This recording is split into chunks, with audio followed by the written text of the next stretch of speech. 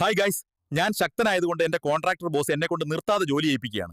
ഒരു ബംഗാളി സഹോദരന് കിട്ടുന്നതിന്റെ പകുതി പോലും അവർ എനിക്ക് തരുന്നില്ല. എനിക്ക് പറക്കാൻ കഴിയുമെന്നതുകൊണ്ട് അവർ യാത്രാ സൗകര്യം വെട്ടിക്കുറച്ചു.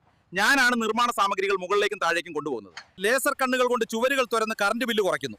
കഷ്ടപ്പാടുകൾ പറഞ്ഞ കഞ്ഞിയിൽ ക്രിപ്റ്റോനൈറ്റ് ഇട്ട് തരും. ഞാനിപ്പോ എന്റെ അടിവസ്ത്രം പാന്റിനുള്ളിലാണ് ധരിച്ചിരിക്കുന്നത്. എന്നിട്ടും ചെറിയ കുട്ടികൾ പോലും എന്നെ പുറത്ത് അടിവസ്ത്രം ധരിച്ച സൂപ്പർമാൻ എന്ന് വിളിച്ച് കളിയാക്കുന്നു. എനിക്കിവിടെ മടുത്തു, എന്നെ രക്ഷിക്കൂ.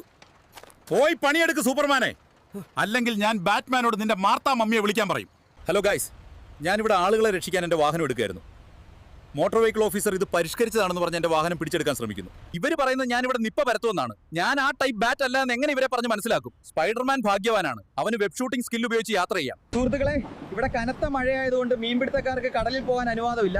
അതുകൊണ്ട് അവരെന്നോട് കടലിൽ പോയി അവർക്ക് വേണ്ടി മീൻ പിടിക്കാൻ ആവശ്യപ്പെട്ടു. ഇവിടെ എനിക്ക് വല വിരിച്ച് യാത്ര ചെയ്യാൻ കെട്ടിടങ്ങളില്ലാത്തതുകൊണ്ട് എനിക്ക് നീന്തി കടലിൻ്റെ ഉള്ളിലേക്ക് പോകേണ്ടി വരും. മീൻ പിടിക്കാൻ എൻ്റെ വലകൾ ഉപയോഗിക്കണം. വെബ് ഷൂട്ടർ റീഫിൽ ചെയ്ത് ഞാൻ മടുത്തു.